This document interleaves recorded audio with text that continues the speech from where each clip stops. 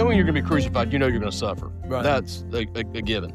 Did he know the extent of the suffering? Did he know the extent of the beatings? Did he know the extent of the spiritual suffering that he was I going to would experience? I would say yes, but I don't know that the physical suffering was what drove him in the garden to pray what he prayed. Yes. I think it's the spiritual suffering he knew was coming, to have every sin, your sin, my sin, Kenny's sin, every sin laid upon him, to have the whole wrath of God poured out on him.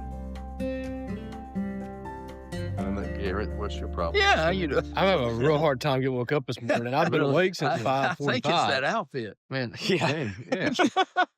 You know, I always wear my Panther gear right after we lose. I don't know what I it was is. going to say, you should have wore it the week before. The week before. There's something. A big win last week, and then this week was ugly. Laid an egg. There's something weird about me that when we lose, I'm almost more inclined to wear it.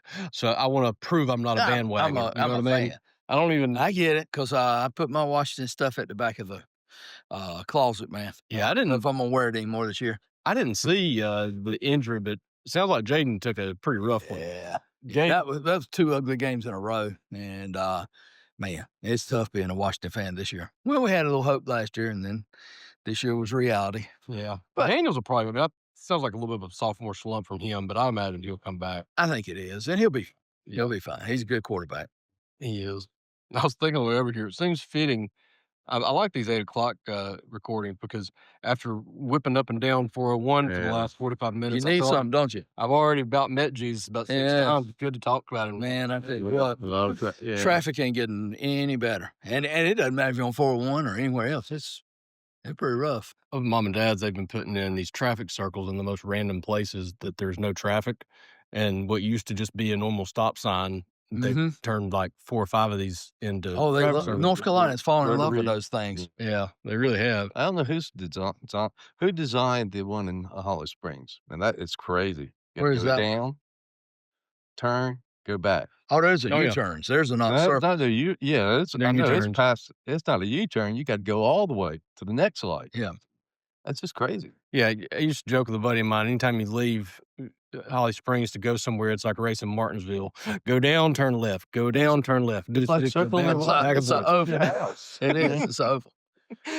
Yeah, But, I what used was I at recently? There was a bunch of. I was like, good gracious, they are just.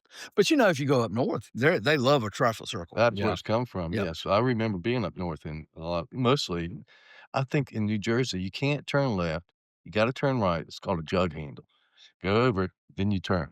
Yep. You wait. Oh, at the yeah. light. I've Yeah, seen that yeah, before. Yeah, Well, have we talked about this? I know I've talked about it to a lot of people. I don't know if we've talked about it here. The absolute utter foolishness of what they've done on Holly Springs Road with 540 at that intersection. Oh man, Where you go left and then you come back. Yeah, It's you just cross- zigzag. crisscross Have you been about over there? Well, we have it about 4 or 5 times. It's where you're going this way and then you got to veer to the left Dude. and then you veer back to the right. It just crisscross. I know. 40 and 42 does that bad. I had But to go down there for it's so that quick. you can get that traffic on I-40 as quick as possible. They don't have to wait. Well, this is 540 Yeah, and it's not yeah, interstate. This is terrible. It's off a regular Yeah. street. I didn't Holly even Springs Road. recognize the area. I went through there the other day and I was like, But man, I this know what is- you're talking about. When I first went through there, I'm like, wait a second. This Yeah, doesn't. I'm on the wrong side of the road. I'm not going this Going way back. because this is against the law. I can't go this way. It's almost you get confused. yeah, you do. If Really? you're drinking at night, are you really confused? Like, Oh, no. I mean, if you're not used I don't to know. it, If you've been drinking, it probably makes I more mean, sense. I'm just saying that confused me one night. I wasn't drinking, but at all. But No. I was just. Am I in the right place? Am I Yeah. on the Well, right no. side. That This is. car's coming It's directly at me. Yeah. It was kind of weird. Yeah. Well, good to be back. Yeah. Y'all missed you last Yeah, week. How I'm about sorry, y'all were at otherwise Spruce I- Pines last week? Yeah, we Tell us had about we had 2 work teams that were. We had 11 folks go with 10 folks. One had to back out; she got sick. But we ended up making 2 work teams and a cook. And Alicia cooked, and she did a great job. She worked harder than anybody else. Then you had the 2 work teams. One was an electrical with Brandon leading it. Brandon did a great job leading it. And then the other was a construction / renovation / anything needed to be done with Ted Creech leading it. And they laid floor, set in cabinets. A lot of houses are getting to that place where, okay, now they're starting to move back in. In fact, the lady that Brandon and I went to clean up some electrical and just make sure it was ready for inspection and all, the last house we went to, she had one little thing to do with plumbing, and she was making sure the plumber was going to be there and she could move in because she said she was not staying in that camper. She was in a little camper for a year with 3 people, 2 grown That's folks and a teenager that was big. I mean, big teenager, and the weather up in the mountains was about 9 degrees this past and snowing. Yeah. So she was Was it flurries or oh yeah, it snowed. She was determined Really? she was not going to do that Wow. in that camper. She said, "I've spent my last snow in the camper," and I said, "I can't blame you." Yeah. Well, I saw y'all into the house now, I guess. I but it looks Well, like now y'all that were picture you saw yeah, was in the man, it attic. looks like yeah. Oh, was Yeah, it? we were up in the attic. That house, we were actually troubleshooting that it wouldn't pass inspection, and they were trying to get it to pass inspection. And I think somebody had come in and done some what I call jackleg electrical, Yeah. and we were tracking down where this wire, this switch, Yeah. what's it doing going over there, and then having to rewire that and run a leg off of that, and so it was pretty cool. It looked like you were reminding me of old Indiana That's what Jones. everybody said. I just And I don't know if I was like short you all round. found the piece of treasure, yeah. On the camera, he was right there. Did you see that picture? I don't think so. I mean, that's like it's a crazy. Brandon and I spent the whole week arguing about who was short round, who was Indy, and because you were not the only one who commented about that. Matt Abrams, several others. I was like, Let me see if I got. I think it was one of somebody had texted and said, "Hey, be sure to send pictures." You know, as our social media folks send pictures, and I'm the worst at taking pictures. I'll be the first to say that. This is it. So I got discovered the art.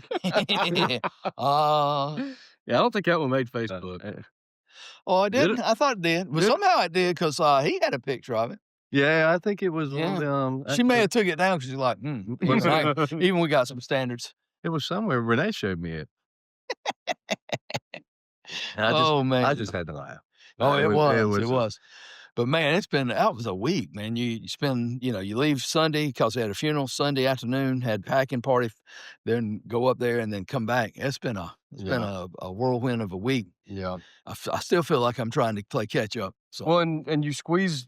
So did you already finish your summer prep before you left, or would you squeeze? Sounds like you were doing a lot. I was doing a lot of sermon prep. A lot of my sermon prep, I'm thinking ahead. I'm reading through the book of John, thinking ahead. But honestly, I'm not doing the sermon prep until that week. Oftentimes, now if I know there's a bad week coming up, there's 14 events and this, that, and the other, I may try to sneak in a little. But yeah, most of it is Monday, Tuesday, Wednesday. I am digging in deep so that the outline to do are ready Wednesday night. So when did you get back? Did you get back Wednesday or Thursday? I got back Wednesday. We got back Wednesday about I'd say 6:30, 7 o'clock, a little bit. So did you still turn? Actually, no. I got home Wednesday. I took Wednesday off from here and had somebody speak for me, and took my mom out for her birthday. That's what I did. So we got home about 4:30. Well, do they teach you how to? I see. I mean, you got like every day you work on your sermon. Do they teach you that in seminary, or you just do that? No, well, a lot of things that? they teach you in seminary is they teach you how to do a whole lot of work in a short amount of time. And so what they do is they teach you how to discipline yourself or schedule your time. And so at the beginning of the semester, I had one professor, he said, "All right, I'm going to require you to read close to 30 books this semester. And what you're going to have to do is learn how to read quickly, take in information, but you can't waste time." He said, when you're picking up your child and you're sitting in car ride line, be reading. When it's almost one of those things of, okay, I've got 10 minutes of free time. I can maybe knock down that chapter. Were you already in the ministry when you went to seminary? So I you was. didn't have an 8 to 5.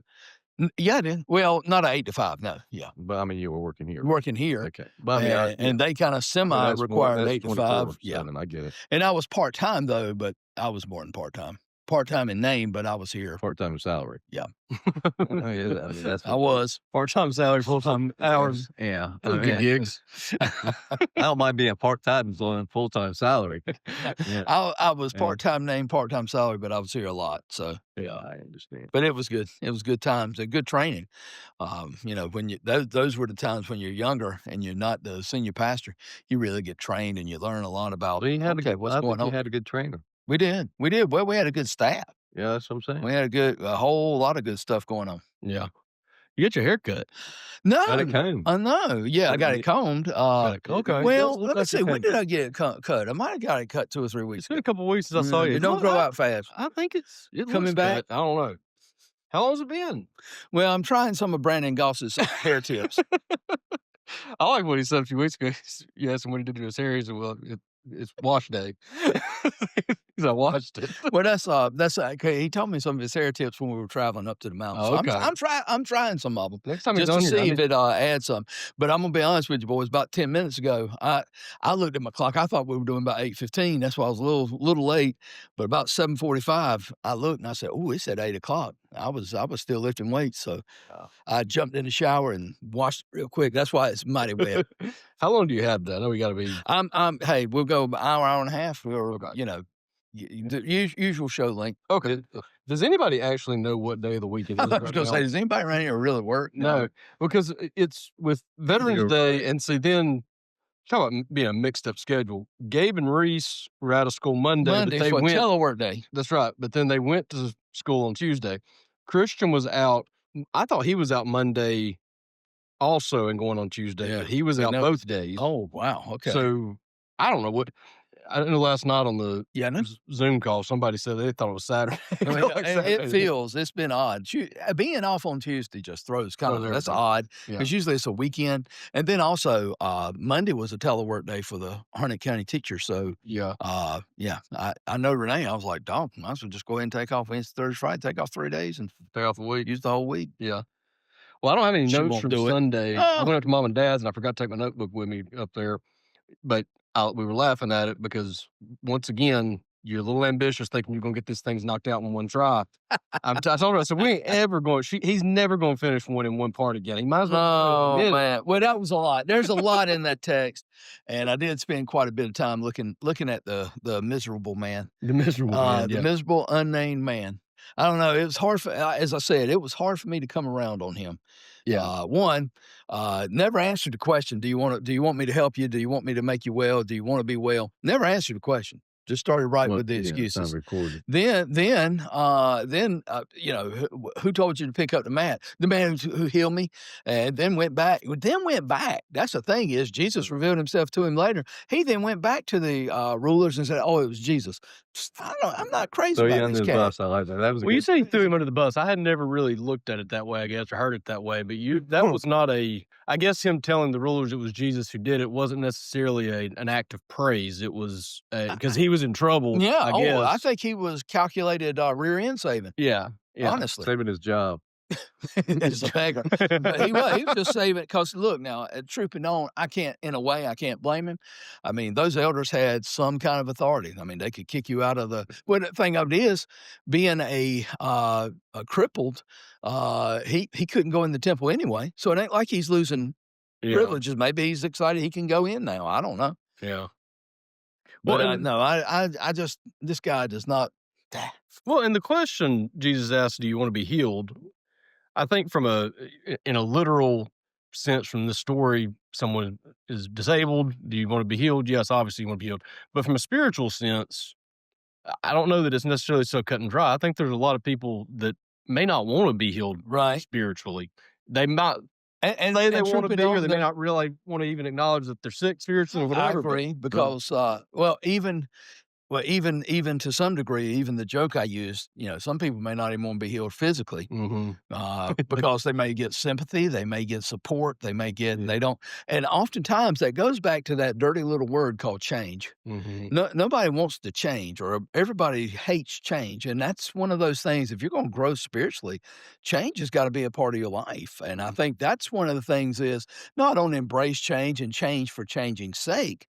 At the same time, if we're not changing, if we're not growing, then are we truly disciples, and are we really being conformed to his image? Because there should be some change that's happening on I don't want to say daily basis, but on an ongoing basis, that, I'm not who I used to be. But now you change somebody's routine for a little while, and man, you think yeah, I know, believe me. I'm still getting back into the routine of getting back from the mission trip of, okay, daily exercise, eating right, you got a schedule. You throw that off, man, and my whole body wants to kind of, what's wrong with me? I don't know how it was for this trip for y'all, but for me, eating right on a mission trip is darn near It's impossible because well, it's they it's feed Really you. what you yeah, yeah. they give you as much as you want, and, I mean, you're walking out and it's and the thing is because you're working and you're active, you are hungry and you're burning calories, but I'm still doing the math the other day thinking, "I don't think I burned enough for those 4 peanut butter and No, jelly no, sandwiches yeah, I that's had," you it, know? that's it, and that's the thing, and then, I don't eat breakfast much, and so you go in, you got, bacon and egg and sausage and Mhm. all Oh, that, and yeah. you're kinda like, "Golly." Yeah. Can't resist that. Yeah. No, and the smell of bacon in the morning, no, Oh, man, that's the it worst. does. Mm. It's the worst for making me hungry, Yeah. but it's the best But it smell. smells good, doesn't Yeah, it does, it? It it does. does. Ooh. But, like I said, I mean, even in your job, even other places, man, you change something and it's hard, and so part of me is wondering, did as I said, I believe one of the reasons Jesus asked that question because it was kind of one of those, "Well, duh, I'm sitting here at the Yeah. pool just trying to wait for some angel to stir the water up and jump in." But I believe what Jesus is getting at is and I believe it goes a lot to our salvation spiritually, like you said, of realizing that we are destitute and hopeless, and there is only one lifeline, and we gotta cling to that, Yeah. and I'm not sure if the man did or not. That this is a miracle that is kinda this one has bogged my mind a little bit. Well, what about all those other people that were sitting there? Yeah. It's not recorded that Jesus healed them. No, but that's it. And yeah. Well, and that's one of the reasons that there was a large crowd there. I think Jesus peeled away because he wasn't about to have Well, he a didn't heal healing everybody. service. I don't kn and I say that he didn't heal everybody. No. Was there ever a time that he performed multiple miracles at the same time in the same place? I guess there's the one where the lady grabs And then he's on his on his way. way, I mean, if you look, when I was feeding the describing 5,000, yeah, being man, that was for sure. But I think but that there's was a one miracle, and just that same one though, when he gets off the shore, when he gets off the boat on the shore, it says he had compassion on the crowd and healed them. Well, he mhm, healed many. okay, So I'm sure there were times that Which he did which do that. yeah, and okay. well, that was the purpose of him one at least one of the purposes of him healing, to show that he was the Messiah. Oh yeah. Well, that's what Isaiah says. It was The but lame are walking, the blind will see. I but mean, that's part of in this day the and captive age, is set free. it's almost like it's healing has really faith healers and all that have really taken it to a different level. Well, And that's I for don't even know sure. if they claim it, but I doubt any of it's done, or not much. You Not know, not through them because it becomes like "Oh, I'm the one that heal," pride. I mean, I believe God heals, and He can heal you at a place where a healer's, I don't know. well, and I think it's one of when you begin to look at healing and it happens. I mean, Oh, Peter, really? All James, the and John, time? this was happening after Jesus. So it wasn't just Jesus. His disciples were doing miracles. Mhm. I think you're right. I think a lot of it goes to, all right, who's getting the credit? That's it. I think a lot of That's it it. goes to when there's a big show about it.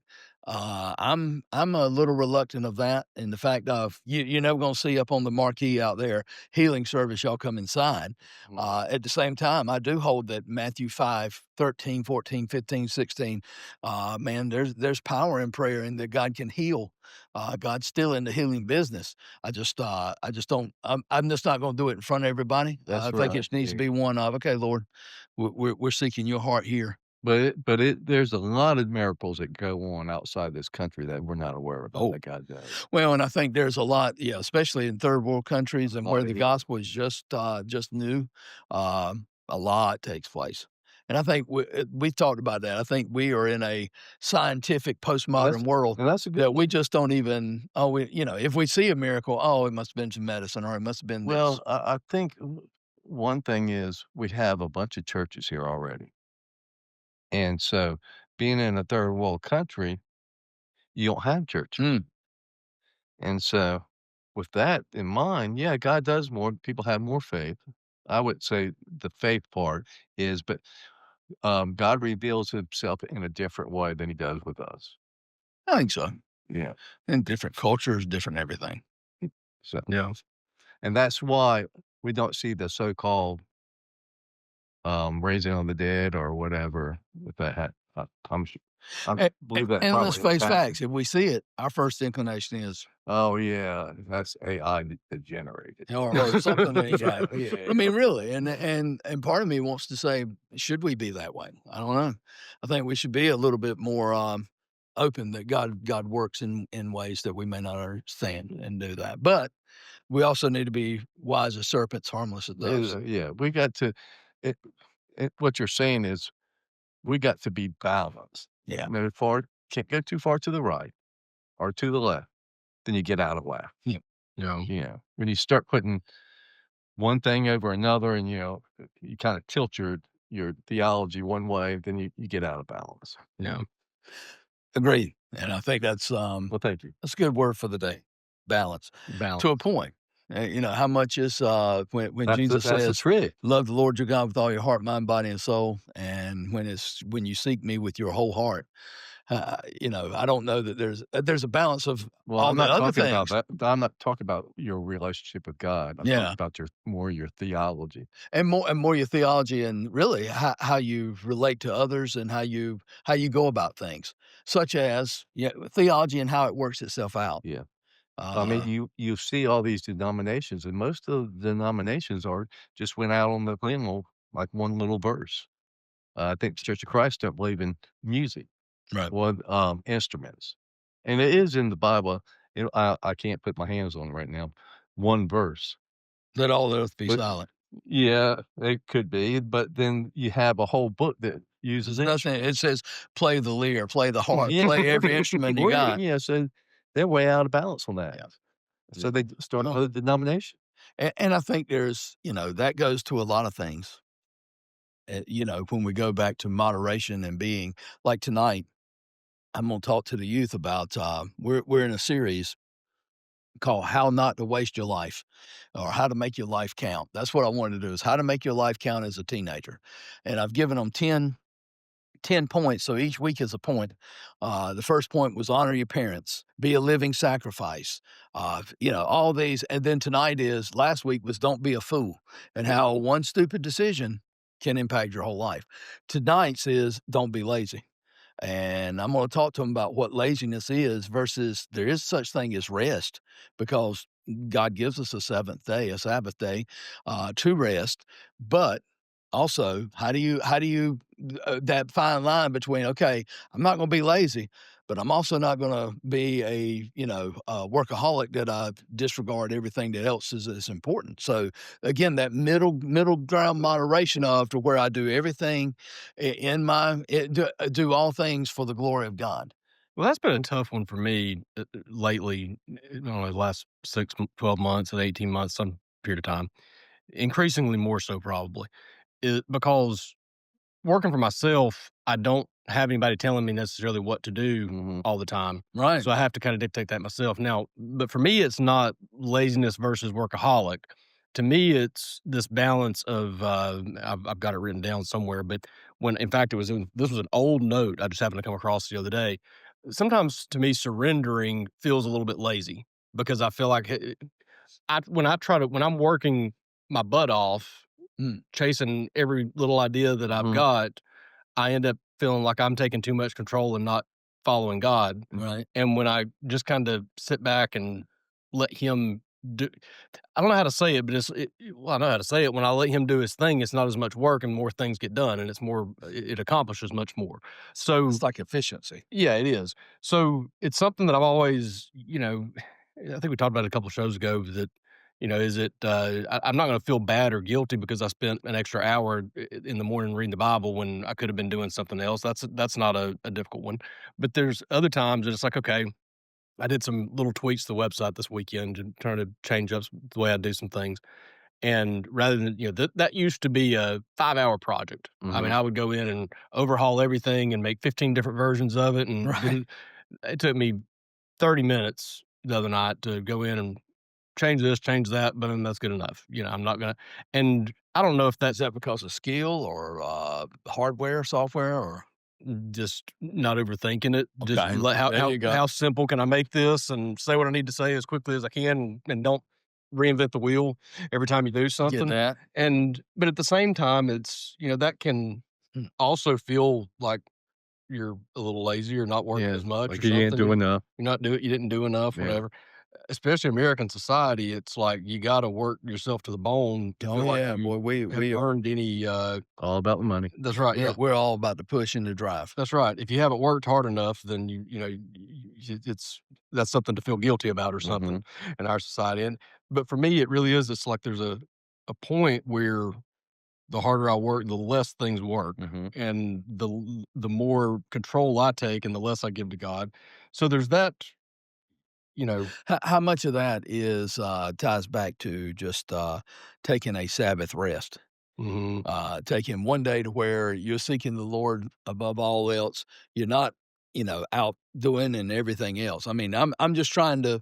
I'm just curious. That's a question for you because I'm didn't know if that's tied to taking that day to rest because I'm a big proponent of no. If God gave us that seventh day and modeled it for us that Mhm. He rested. Same thing. Now again, remember, God doesn't stop working. He doesn't slumber, he doesn't sleep, but at the same time, that day of rest, because people are dying, people are born every day, even on a Sabbath. So I mean, and it's not like he just does. I mean, that's what Jesus is going to really get into some hot water. That really, I'm going to make a statement Sunday. Jesus is sealing his doom with what he's saying in John chapter 5, because it starts right there. I Yeah. mean, that he was on the Pharisees' radar screen. But as soon as he says, "No, my Father is working and I'm working with him," Yeah. he made himself equal with God. So you could take the Sabbath out, but at the same time, it was the Sabbath that got him in. They were so caught up in that rule that they missed a miracle. So I'm just curious, because I do believe God intends for us not to work 7 days a week like a machine. We're not. Well, I think it's 2 different. They're very, very closely related, but to me, that's almost 2 different questions in a way. One of them is the time and the effort that's going into Yes, it, and that's for it. that, I mean, I'm pretty good, I guess, about not working on Sunday and putting a lot of work usually Sunday it's church and then football and hanging out, and I don't usually Yeah. spend a whole lot of time, but if I need to type an email real quick or do something like that, I do it. I'm not Yeah. against it. But at the same time, from an effort standpoint, I think I probably follow the 6-1 cadence even in my daily routine to make sure that I've given myself a little bit of rest in the sense that whether it's I consider quiet time with the Lord or Mhm. reading Right. the Bible that to be part of my rest there. So I Mhm. try to make sure that that's a part of my daily and not just one day a week. But then on the other side of it, even when I am working, I still, I don't know whether it's, trying to take time to include him in all of that or what it is, but, sometimes to me, y'all might not count it this way, but I feel like going on a 1-hour walk to talk to God before I type an Okay. email is technically still on the clock. You Mhm. know what I mean? Like that may not look necessarily like I'm on the clock to the outside world, but to me, that's more important than me. I'd rather See, I spend. would almost count that as rest. Depending on how hard you're walking, I reckon. I'm not trying to be I'm not trying to be a Pharisee here, but to me, taking a walk and just, being with the Lord, that's getting away from all the, hubbub, even though I know you and I know me, know Kenny, that in the back of my mind, even when I am resting or just taking it easy, back of my mind is I need to call such and such. I need to go and do this. Well, I by need to that go do definition, I that. never rest. Exactly. The back of your mind runs. Except at night when I close my That's eyes. right. Um, But it's just been funny to me how, there's something I noticed this week actually, not to go on a tangent, but there was something that I'd spent probably a year working really, really hard on, and I hadn't touched it in a year. mhm. I mean, I just like I got to a point around the first of this year that I was just like, I'm done with this. I'm gonna focus on something else and have not even looked at that in a year. And I went back and looked, and that website that I haven't touched has had more visitors this year than the one that I've been actively working and promoting. And I'm just like, how'd that happen? Because Mm. I've literally not touched it. It had been so long since I touched it that the other day I was like, I need to go back to the website and make this little change. I went back and looked. I was like, oh, I'd already done that a year Yeah. ago. I forgot I'd done that. But it's had more visitors than the other website in the last year. So that's kind of the example of what I'm talking about. Sometimes the harder I work, the more I mess things up. Mhm. So, okay, I don't want to just sit around and be a monk and wait and look at my bank Right. account and see if there's any money in it at the end of the year Right. either. So there's a balance there. But to me, though, it's working harder does not, it is counterproductive to me. It feels like if you look at it in a sense of maybe not time and effort, but my efforts versus leaning on God for it. But just sitting back and saying, "I'm gonna trust God," that sounds lazy to me and everybody else. So it's I don't know. It's you have to have you have to do your part of it. Happy-go-lucky is what you're saying.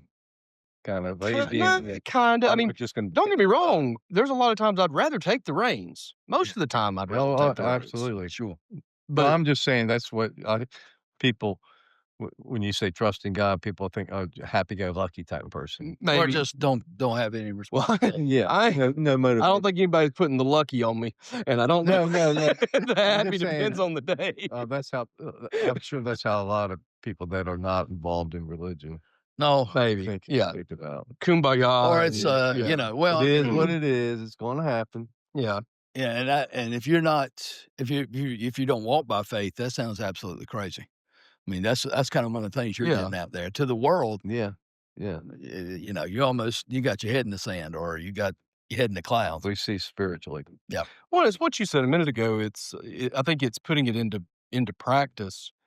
It's it's one thing to say I'm gonna trust in the Lord with all my heart, and I'm gonna Mhm. let and I'm gonna, truly trust in his divine power.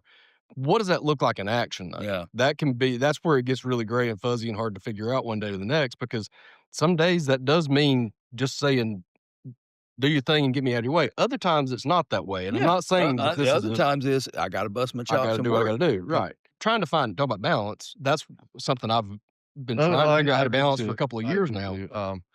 I just yeah, I remember when I was at work, when I was working in Raleigh, and I always made a point of living in Raleigh, I mean, working outside where I lived, because once I left work, I didn't want anything to do with it. But that was my theory. That's That not sounds actually great. happened. Yeah, I was gonna say, But good luck with that. yeah, but it did happen in some sense. Like, I never really talked about work when I was home. Not that I was doing anything. I just it just didn't come up. And then when I got my truck, I zeroed in what I had to do for that day. But now, I will say this, I solved a lot of problems in my sleep. So I was thinking about it, you know what I'm saying? Well, I had thought about all day long, Yeah. how Then it comes to you. I'm just so confused. And then Yeah, I know I that know what to feeling. do now.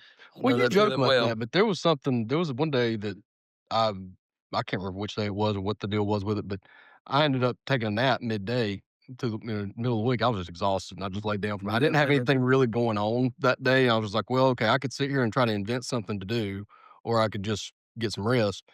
And in the hour that I was sleeping or whatever, I woke up and I had some cool ideas that I hadn't thought of. I was like, "Oh, maybe I should do this, maybe." Yeah. And it's like, I actually did solve some things while I was resting, and that is something that I happens a mean, it lot. happens a lot to me. And to me, I feel like that and it's not easy to take your foot off the gas and say, "I'm gonna trust this to God," but I have found for me that the less I do that, the worse things go, because it's the more control maybe I haven't figured out how to work hard and trust God at the same time. It's like I gotta do one or the other. But whenever I get my hands on something, I start taking control of it, and I kind of forget to seek Him in that process, and then all I do is waste a bunch of time. Mm. And Yeah, I mean, I know what you're saying because I used to just get absorbed by it. mhm. Yeah, that's all I thought about, doing, trying to solve this, and we were put on this earth to work. Adam tended the garden, what he did, I don't know, I don't think he did much hoeing or pulling weeds. No, but he still had to tend the garden Yeah, and pick. something, I'm not I'm sure, sure he had to there's just pick not fruit, enough and information for me to know what he did. We just know he worked. it was a lot easier. But in our life, we just we get out of balance. We just we do work too much or not enough or Or in the wrong we're areas too, I think yeah, sometimes. I mean, I actually this is a terrible thing to say, but I took inventory the other day of how much time I spend in the car driving kids somewhere. mhm. And when I added it up, I was like, Oh, "Good grief, no wonder I don't have time to get anything done." I spend 15 hours a week on in 401. the car. I mean, Right. does that count as work, or does that count as laziness, or not getting It I mean, definitely ain't rest. I don't know how to get an 8-hour day in because I'd never have 8 hours uninterrupted without having to take somebody somewhere. So, does that where does that fall on the pie chart of how I've spent my time? That ain't work or rest, Oh, you know? well, So and you're busy. I think, but that's a necessity, and I Yes. think that's one of those things that you sometimes you need to do an evaluation of. Okay, what is some? All right, no matter what happens, I'm still going to have to take kids to school. Right. Can I find a neighbor that maybe we carpool or share? Okay, that may reduce some of the time, but it's still a necessity. The kids have to be taken to school. Kids have to be taken to practice. I think I think a honest evaluation is looking at your life and some of the things that we do and saying, all right, is that a necessity? Mhm. And I'm going to talk a little bit tonight with the youth about, you won't put here to dead scroll Right. Yeah. and hour upon hour. I heard a report today that one of the new trends on TikTok is people will film themselves being bored doing nothing, and people are watching that. So, Well, it's fully set up. Yeah. I mean, really, We're watching that's the end of civilization, I believe. we're watching other people be bored. Bored. That's a yeah, that's a new I mean, and they are. They're doing it purposely that they are not reading books, not looking at stuff. They're just filming themselves being bored for, time, and then people are watching the fact that. that people are watching it is even worse. That's Yeah. the I That's the mean, bad part. Yeah. Yeah. that you would film And it. entertained by it. Yeah. yeah. But it is. I mean, we are, and you think people are just sitting there scrolling through looking at stuff that it's like, man, you were not put here just to watch TikTok videos. Mhm. And again, I have there are times when I'm with the youth that I'm like, man, I know they think I am the oldest man in the world, but really, what I'm doing is I'm telling them things that I told my kids when they were teenagers. Of, look, man, this will matter. Yeah. These things matter, and whether you want to believe me or not, I don't know, but I just don't want to see you shoot yourself in the foot. I don't want to see yourself do something crazy. I think it's like all youth, and I include myself at that time, but when your parents don't know nothing. Yeah, yeah, And that's then right. you realize, hey, they might have been right on a lot of things. It's Yeah. So I think it's a maturity thing. I don't know. I also think that there's always There is a been that gap. gap Yeah. between the parents and the kids, Mhm. but I'm not sure if there's ever been a wider gap. And maybe it's just because this is the first time I've been that age around the older generation looking back down at the younger ones. But my parents, I know, didn't understand everything in my generation. Their parents didn't understand everything Mm. about theirs, but I have absolutely no clue what. And Well, I'm not talking about my kids specifically. I'm just looking at what they do. yeah. That 6'7" thing is about to drive me absolutely No, that's insane. absolutely, I keep bugging them about it, and there was some video floating around that it was demonic. And Reese asked me the other day, Oh. "Is it demonic?" I said, "I don't know if it is or not." I said, "But what does it mean?" She said, "It doesn't mean anything." I said, Doesn't "That mean anything. alone, like." Yeah. It's just a waste of words then. If it doesn't mean anything, then stop saying it because Boy, I oh boy. just This don't is, get it. we just gravitate to something. Yeah, but you're right. I mean, the concept that we would just sit around and watch other people be bored Yeah. I mean, it's blows my amazing to mind. me how, and look, there's some folks I know that are trying their best to become internet famous because they wanna get paid for doing nothing. Oh, Uh, yeah. and I'm like, "Come on, What's it called? influencers?" The influencers, yeah. And that again, that was the start that I said, "Boy, it's a sorry world." Yeah, And, I mean, you got people making millions, watching a video game and I'm like, "Oh, you gotta be kidding me."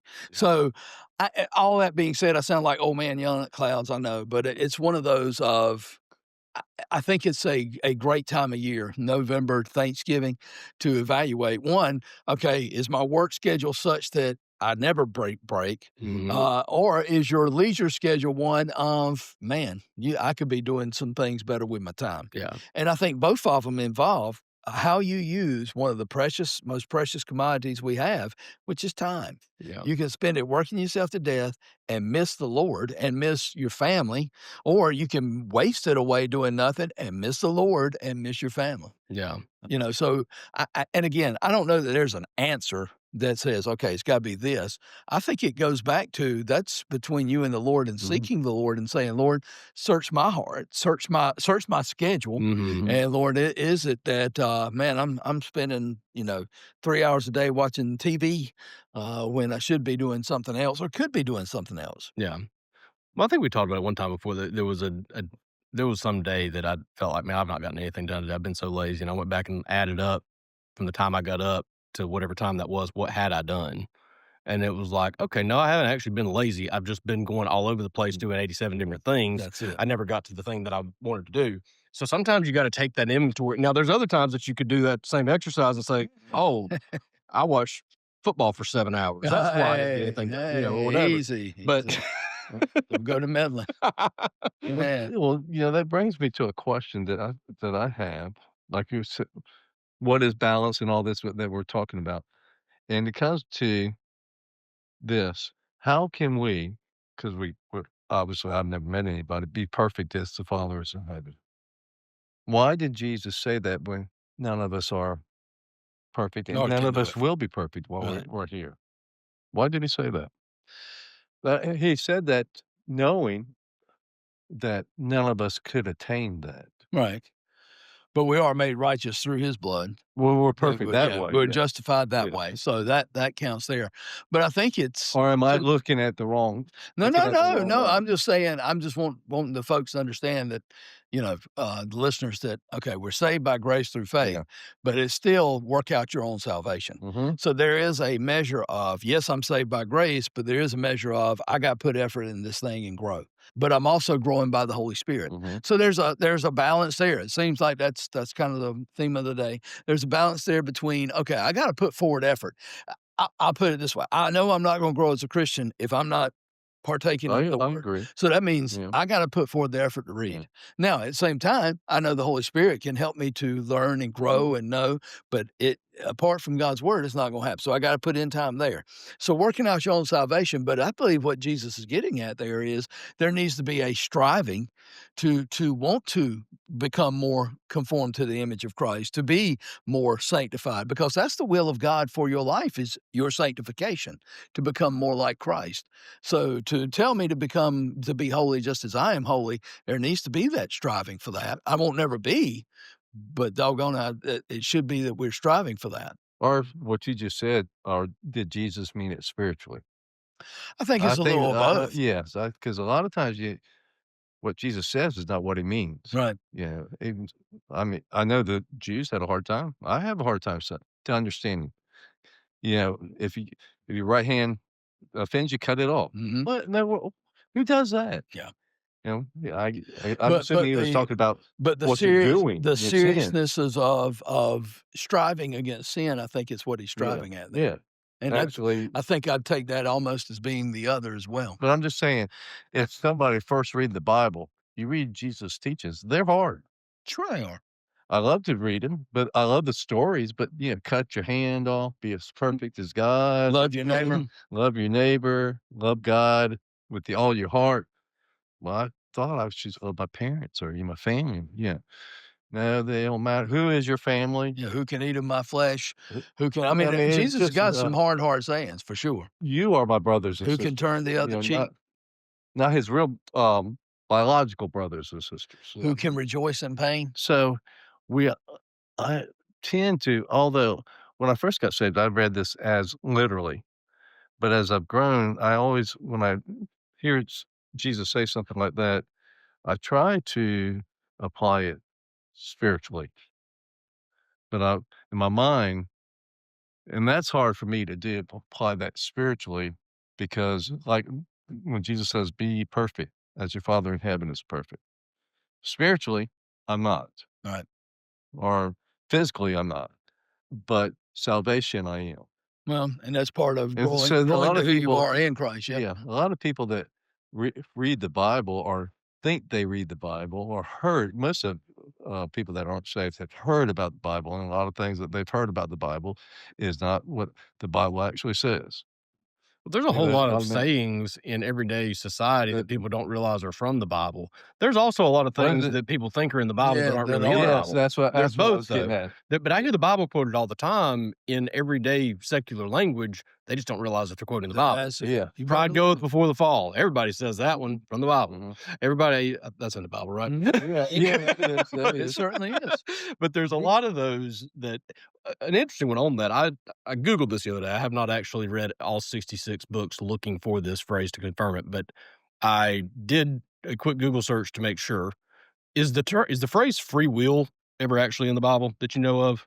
And Such a I do huge not concept we talk about all the yeah. time, and it clearly demonstrates the free will. phrase itself. But the phrase itself, I don't think is know. in there. I don't think so. So, and it's not to say that free will isn't biblical. Talks about it. It Yeah. certainly talks about it, and it certainly, if you read the Bible, it's free will is obvious in it. Right. But the term free will, for as much as we talk about it in faith, to not I be, know I've never seen it. because it's one of those things like I want to find a verse on Doesn't free mean it will. didn't, but I don't. Well, this is a translation. Is it in the Hebrew or in the Well, Greek? I mean, this is I don't all. think This you're is gonna just have English. it. I really don't. I don't think it would be. AI says you don't. I did a quick search, and Well, it does said in that it's English, not. but I was wondering since you know Hebrew. No, but it's not going to be the same. I mean, Yeah. that's.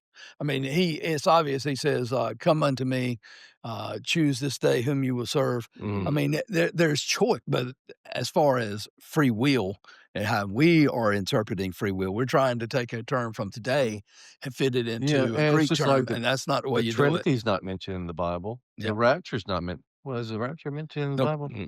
The It's a rapture's not. snatching, but Yeah, it's not a rapture. a plane's not mentioned in the Bible. Tobacco's not written in the Bible. Yeah. Drugs is not written in the Bible. There's a lot But of those first ones for sure, Trinity, Yeah.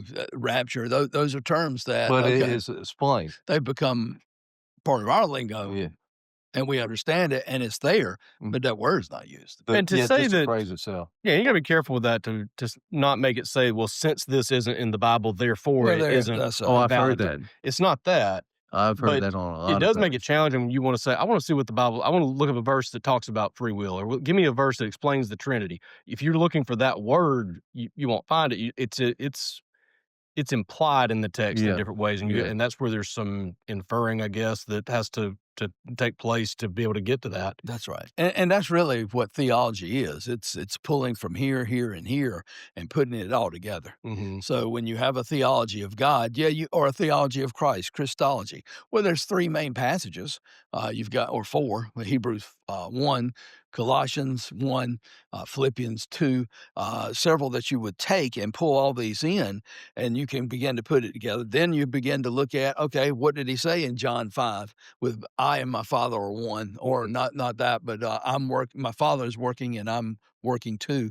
Okay, why did the Jews go to that length to say, whoa, he's equating himself with, because all I see is, well, my Father's working and so am I. Mm-hmm.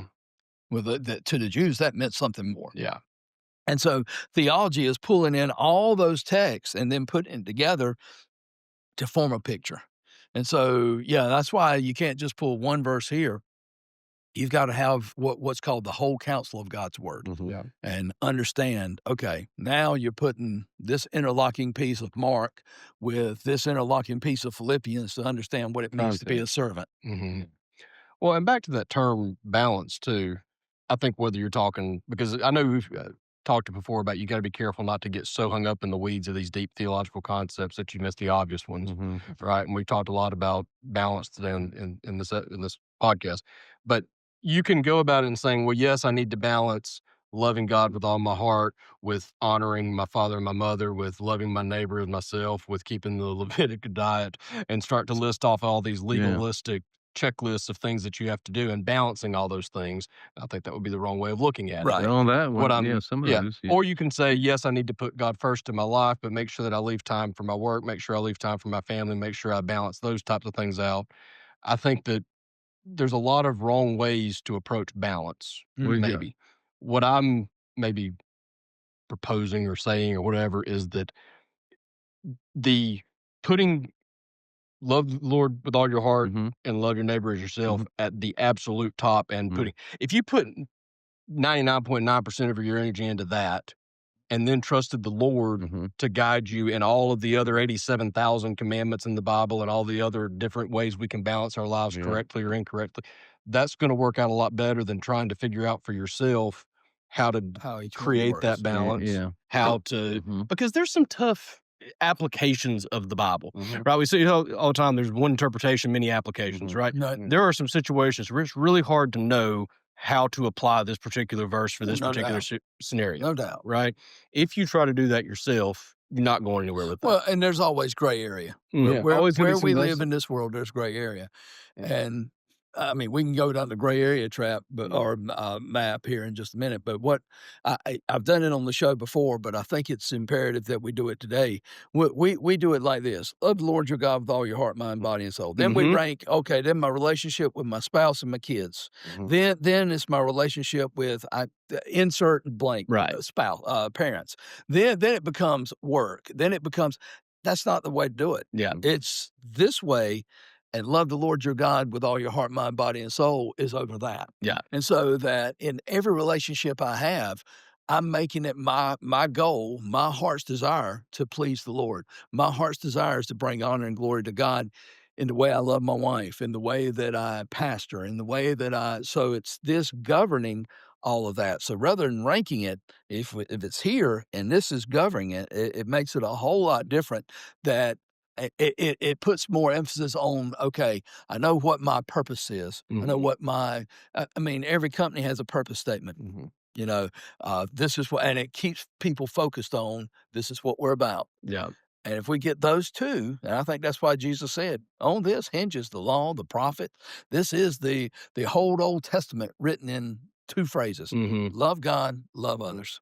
Well, and that's something we talked about last night on, the Zoom Bible study that about a lot of different things, but one of the things that was said was that the gospel itself is fairly simple to explain and at a high level.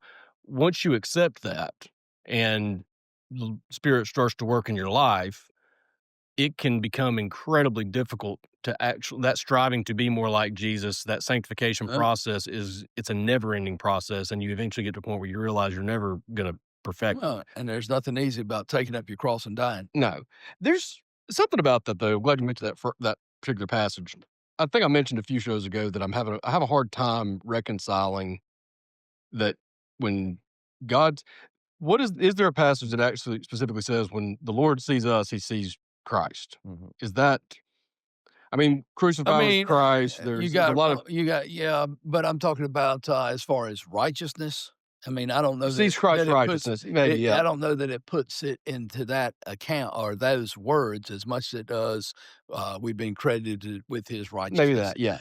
He made him who knew no sin become righteousness on our behalf that we might become, or it be sin on our behalf that we might become the righteousness of God. Yeah, and I'm thinking like Romans 8, we're adopted co-heirs with Christ, and there's Right. verses like that that you can kind of And pull there's some in Romans 5 which talks about righteousness and justification. right. But as far as using that term, Yeah. I don't know that it's gonna say, he sees. I think that's how we explain it. Maybe, yeah. So for me, that's a tough concept to because when I think of how God sees me, all I think of is His mercy and His Mhm. grace to not see me. Well, I assume He still sees me as I really am. He just forgives me anyway, Yeah, you and he know. sees And what you can be. I think that's that's one the of the part things I too. don't maybe maybe that's the part I'm missing a little bit because it's Well, hard for me to understand. I know we talked about this a few shows ago, but how he could even put up with me, much less love me, yeah, right? But there is something that I thought about with that is that we always take the pick up your cross and die daily, crucified with Christ, bear when you do baptisms, you yeah, can bear with that's a picture Christ, of right? what Christianity is. Right. And dying to self is how you can be adopted as righteous through Christ because the more of yourself that dies Mhm. and the more you become like Christ, the less I think sometimes we like to carry that old self around our back pocket and it comes out a little bit. And even whether we want it to or whether that's we have a hard time forgiving Oh, he's ourselves. always hanging out. Right. The flesh is there. Right. But the more of that the more we can get rid of the old self. Right, It's like you said, we want to be less of me, more of Christ, and in a perfect world, none of me, all of Christ, right. right? Mhm. So that dying to self is where it starts to make a little bit more sense, I guess, to me, the being adopted. Because at some point when we are fully sanctified, we will be like Christ. We will have that same righteousness on us. I don't understand exactly how all that, what that means. And the more you try to keep the old secular self around, the more it's going to be difficult to understand how how God forgives you and loves you Right. because you're still hanging out with the old self, or the more you're hanging on to sins of the past, the more difficult it can be to see how he has that love for you. 'Cause he loves you, period. Right. Mhm. So it's not about, okay, I think what happens is, we may not be walking in and experiencing that love, Mhm. but he loves you. That doesn't Yeah. change. Yeah. But I think the closeness to him and the freshness of that love and the freshness of that relationship, the more junk you have and the more the old self is there. Mhm. And I think we've almost come full circle in a way. We started out talking about our time and all this, that, and the other. But if we really want to talk about, what does it mean to be like Christ? I don't see, and again, I could be wrong. I see Christ functioning totally different in this world than anything we do. Mhm. I don't think when, here, case in point, John chapter 11, I know how I would have acted as soon as I heard Lazarus is sick. Boys, mount up the horses. We got to roll. Mhm. He waited around 4 days. And now again, did he have a, connection with God that was, second to none? Probably. I mean, he was perfect son of God that told him, "No, this is gonna be a healing that's gonna be one of the crown jewels of I'm gonna raise the dead," versus, I would have tried my best to get there in a hurry because, well, I'm more governed by the clock and everything else than I am some of the other things. At that time, in his human form, did Jesus have 100% clarity that of what was gonna happen next at that when he said, I'm not gonna go right now," when Well, I he mean, decided not he to he did he limited himself. I mean, Right. but he tells the disciples, "No, this is gonna be for God's glory." I mean, he knows that something's afoot there. So if he says it'll be for God's glory, that leaves an interesting gray area to, discuss, I guess. Yes, it ultimately was for God's glory. Right. He knew that at that time, and he acted correctly as he always did, and it did play out exactly that way. But did he know specific detail? And I know you don't know the answer to this necessarily, but did he know the specific details of what it was gonna be for God's glory? He just only gave us that vague answer? Or was he going on faith at that point and just said, "It's gonna be for God's glory. I don't know exactly how he's gonna do it yet." Yeah, to be honest with you, I don't I'm sure there's somebody who would try to give you an answer on that, but my answer to that would be, I'm not exactly sure we know that. Sure. But I mean, one, he limited himself, meaning he laid aside some of those Yep. attributes of God that he had Mhm. shared with God. He got tired. He got got hungry, He got took on tired, he man. got sleepy. Yeah, everything. He was tempted like us in every way. I don't believe, although there are times you read the Gospels, he could see what was in men's heart, or he understood what was in men's heart. So I think he had a keener insight, but I still think he was still limited, Mhm. that he knew every detail. Did he know he was gonna raise Lazarus from the dead? I don't know. I mean, because sometimes the way he talks to Mary and Martha, I don't know that maybe he did know it, and he was just Mhm. helping their faith. And I think that's the mystery, if you will, that sometimes when Jesus, I mean, he did Jesus know he was gonna heal this miserable, unnamed man in John 5? Probably so, but he still asked the question. Mhm. And Simple so it's really simple question there. So I guess I never really thought of Jesus needing to have faith. You assume, yet yes, we all have to have faith. Jesus didn't need faith. He was Jesus. He was God. He knew these things. He didn't need faith. But did he, in the sure he human needed form, faith. need to have faith? Sure. Sure, I believe that, Yeah. and my argument would be in Peter. There's a verse that says he kept entrusting himself Mhm. to the Father. Yeah. So when he went to the cross, I think when you see, especially the prime example of this would be probably the Garden of Gethsemane. Yeah. That's faith. He's wrestling. Yeah. Because Father, remove this if he cup. were fully God in that, like, I mean, not s that gets Trinity again, but if in that moment he had all of his divine attributes, then he would have not I don't know I don't know if you what. could say he would have wrestled with it or not, Well, I think but he's Mm. wrestling with it in the fact of, man, he's still. I mean, because you see him say, Lord, if there's any other way, take this cup from me, Right. but not my will, but yours. I think that is the Holy Spirit enabling him to do that. Mhm. I think that those temptations that Satan threw at him early on, I think those were shortcuts he could have took. Mhm. And you know what? We're not sure how much he was tempted by him. We know how he responded, Mhm. but I'm not sure if they might have held a little bit of a glimmer or a little bit of a, "Ooh, I'm wrestling with it." We don't know that, but at the same time, he had the wherewithal and the strength to trust the Lord to say, "Mm-mm." We don't That's a shortcut I could take, but that's not what the Father wants. we know what his answers were, we don't know how difficult it was for him to give those answers. We know what his actions were, but we don't know how difficult it was for him to do Yeah, them. I mean, I'm and again, I'm not saying that he even remotely considered it. Right. I'd love to think he was immediately, but there's a part of me that I don't know if he was tempted, Yeah, it had to been sitting there. yeah. Yeah, I think and I like what you said that, he gave up a lot of his godly qualities with that. I think Jesus, like me, I know I'm saved. I know that I'm going to heaven, but there are times when I had to question it, although I know it.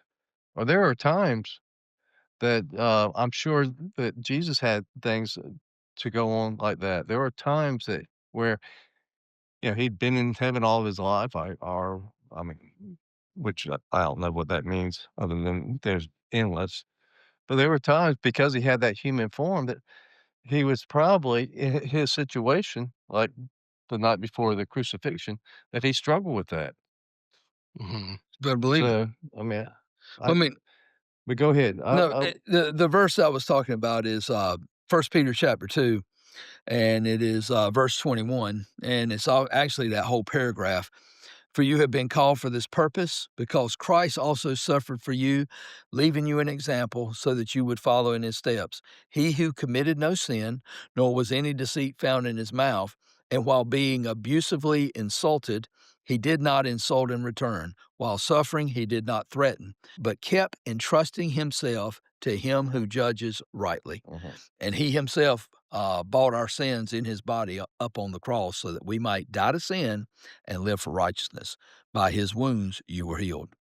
So there it is. I mean, he had to operate in faith as well. Yeah. Because yeah, you are being insulted, you're being persecuted, you're being beaten within an inch of your life, and you're going to be nailed to a tree. Yeah, he wrestled. He said he put his faith in action.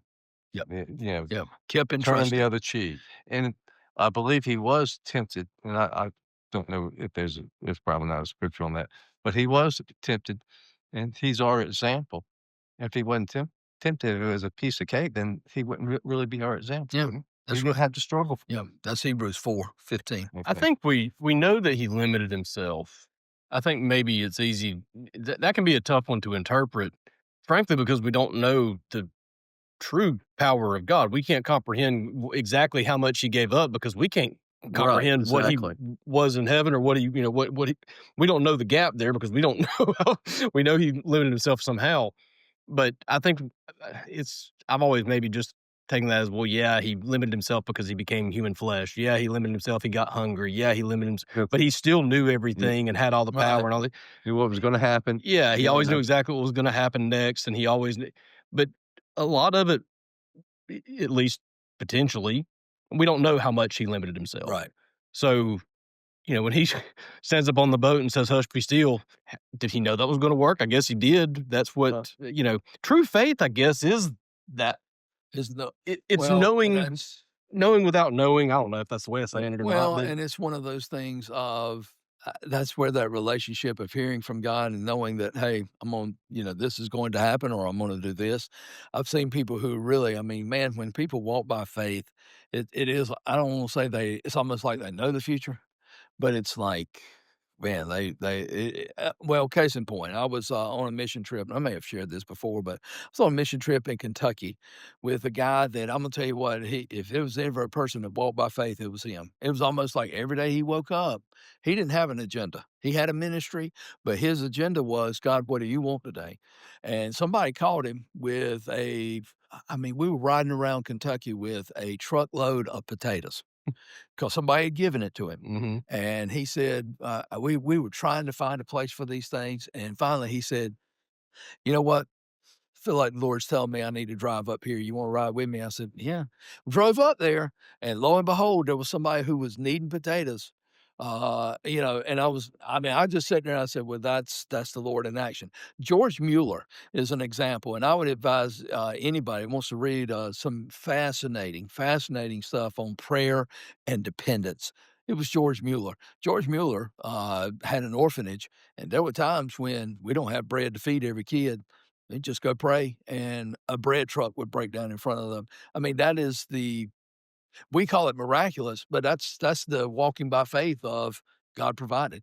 Well, and you talked about how Jesus was unlike anybody else, and if you look at the way he spent his time, that man that you're talking about in Kentucky, Yeah. I guarantee you to the average person appears to be insane. Yeah. You know what I mean? Oh, Like, I yeah. don't mean to be quite Oh, yeah. rude about You're it, but to gonna the wake average up every person, day and not have a you don't have a routine, a plan, you schedule, don't have right. a you're not Maybe that's prepared, you're not whatever.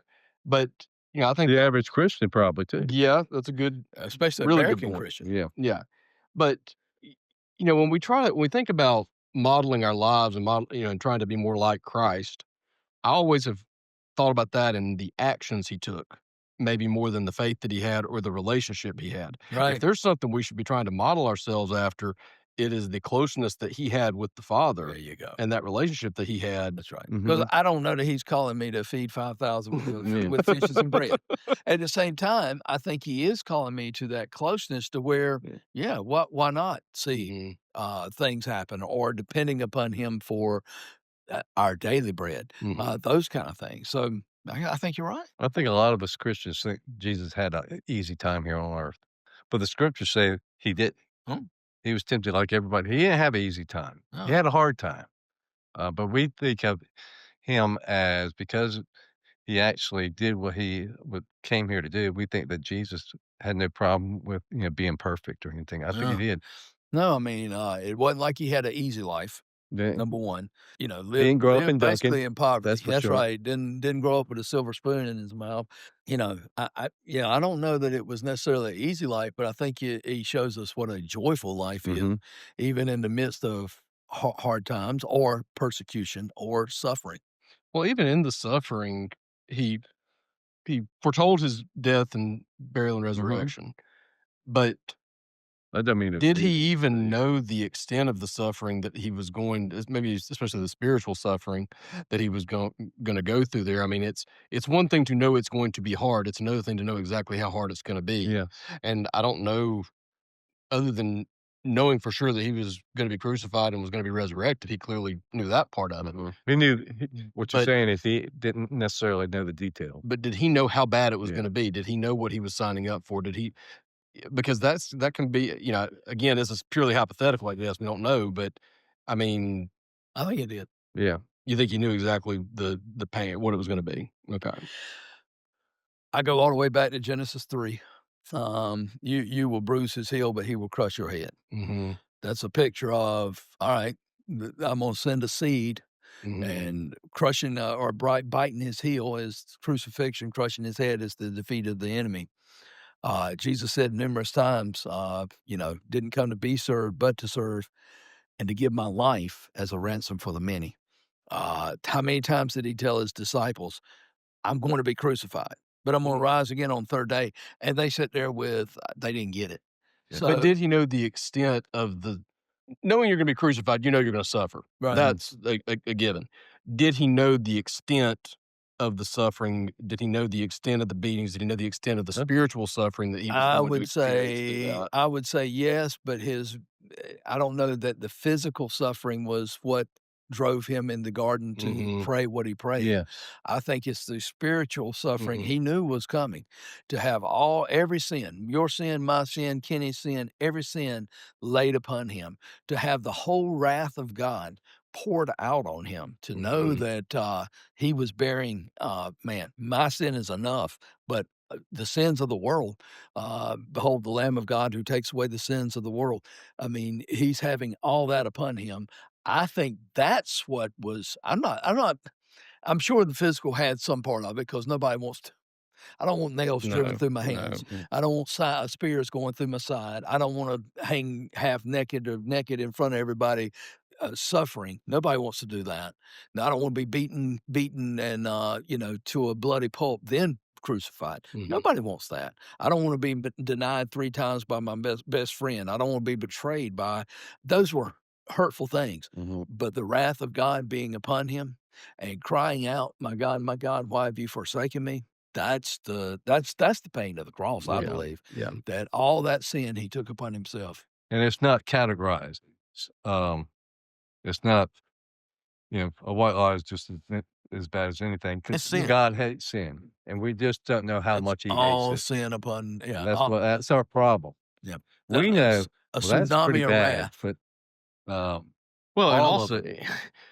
I don't know that this even matters, but to have the entire wrath of all sin of all time that's poured into a 6-hour period, that's gotta be some pretty intense 6 hours. Yeah. I mean, it's not that spreading it out over 12 would make a difference or spreading it No, out over a lifetime would make a difference, but it's there, yeah, and the relationship he had with the Father for all of eternity. and to be gone Yep, for that. and so, yeah, I think that's the struggle in the yeah, garden. I that really do. and I think we just don't get about how much God hates all sin. Yep, We just don't, we know the little ones, I mean, the big ones, but God hates it all, yeah. and we just Sin don't is sin. realize how much it is. Sin I is mean, sin, and if one you go sin would have back put him on the cross. to Adam, he did not do these awful things. He just obeyed the word of God. That's Wait a pretty minute. bad. Well, that is bad. Yes, I'm saying that. I mean, he I mean, basically said it wasn't yeah. immoral. No, Yeah, you could say it, but so he ate a He fruit, big he deal. didn't yeah, murder nobody. But he well, that's what I'm disobeyed. saying. That's kind of I mean, we categorize it, but God hates it all. Yeah. That's the but we don't realize that God don't sometimes we think God don't hate my sin as much as he hates other people because, they don't act like me. Well, they have more of it. Well, Yeah. I mean, at the end of the day, I think I was laying in bed the other And night, that's I what I was think. trying that's the point I was trying to make with Adam. He just ate the fruit. Tried to help you out. Yeah. Well, I was thinking about this the other day, and I almost thought I had a really, profound, simple, way to say this, and then I thought about it some more. I was like, "Nah, that's oversimplifying it. It's not quite that."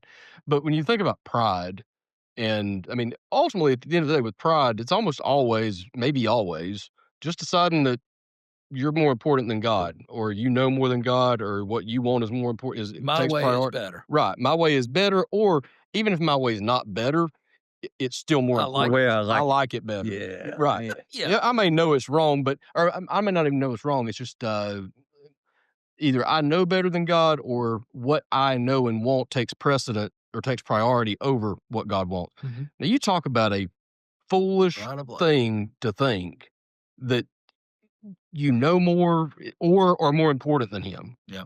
But that's kind of and that is the heart of all sin. Is Yeah. just saying, yeah, he's, Almighty God and everything, but in this case, what I want's I know a it little better. bit more important, or I know a little bit more than he does. Well, Um, we definitely want to know a little bit more than he does. Yeah. yeah, Or we which don't is care. or we don't care. That's a big one right there.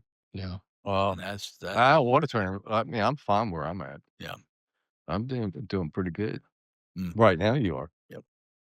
Nope, and that's the dangerous part is, It's pride the comes in, it and, all this can be tied back to it's kind of funny to me how right. it keeps Keep coming coming back, back. that even that, balance of life, work-life balance, the how I manage it, that pride comes back to, "It's about me, I wanna make sure of," Mhm. and versus, "Okay, Lord, you've given me this business, I want it to be used for your glory, mhm, and if I'm doing that, does that mean I'm working 90 hours a week? Is that to your glory?" right, That's tough. That's hard to say. yeah, So, I think it goes back to can't undersell the relationship and hearing from the Lord.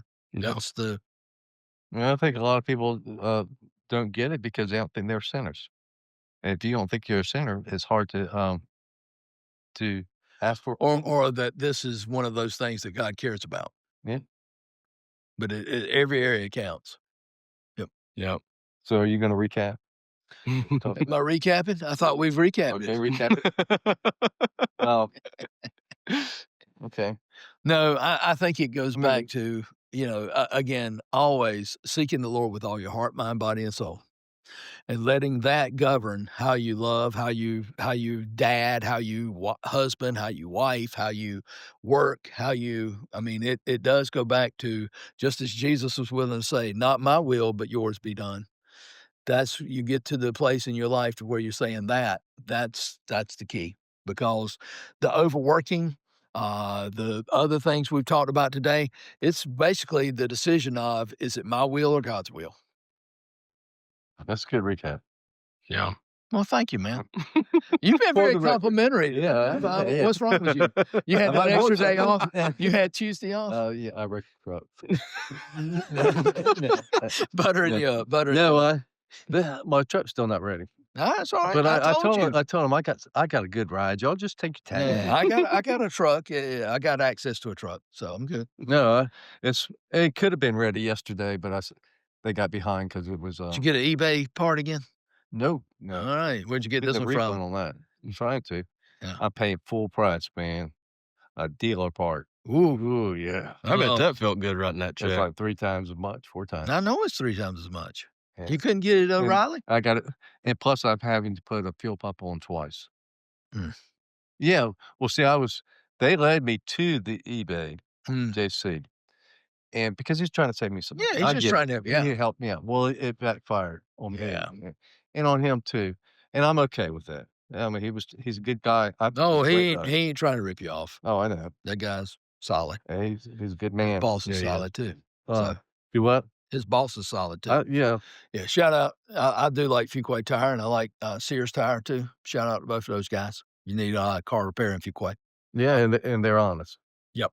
Fuquay Tire. That's the main thing. Guys. I've used them a lot, and they have always been fantastic. They are Fuquay and solid Sears, guys. they're so honest busy. guys. Yeah. Getting in's hard, but hey, Yeah, it might be a month, but no, I'm serious. Well, even that, I'll say, I mean, there's been times that they have been swamped. That if it was something, if they can sense that it's an emergency, they can do it. Yeah, they'll do it. They'll figure out a way. They're To quality guys, really good guys. Yeah, but now your tires, you can go down there and get them or inspection any day. But, as far as their mechanical work is, it's by appointment. Yeah. They just have to do another location because there's a lot of people. or a second one. Yeah. I mean, bigger one or a bigger one. Yeah. Don't All right, Michael, that. All right. We done? All right. Bye, y'all. Thank you, guys. Thank you, man. Good. Well, of course, you live in a nice area, where everybody wants to be. Oh, is that right? Oh, yeah. Is that right? We're not fortunate. We didn't grow up in the town of Duncan. Dollar General, Yeah. Got a gas station. Right in the stop Duncan sign. Desert. The Duncan Desert. 4-way stop sign. And, Four-way now. Yeah, it's Last time four-way I was, stop there's only 2. Soon, a street light will be there. Yeah, I'm hoping one day. Oh, man, I tell you. We're getting there, man. We're getting there. Where did it go? Now that I say that, Faith. You gonna find it in Yeah, there? here it is. That's right here. Look at that. I just turned to it. Wow. It's kind of miraculous. This wasn't exactly this ain't exactly a miracle. I had it earmarked. Okay, I was like, wow. I said he's showed that 6 times already. Which one now? Kentucky or George Mueller? No, I was just playing with you because you said, I think I've shared this before. I know I ain't shared it with y'all. I was just playing with you.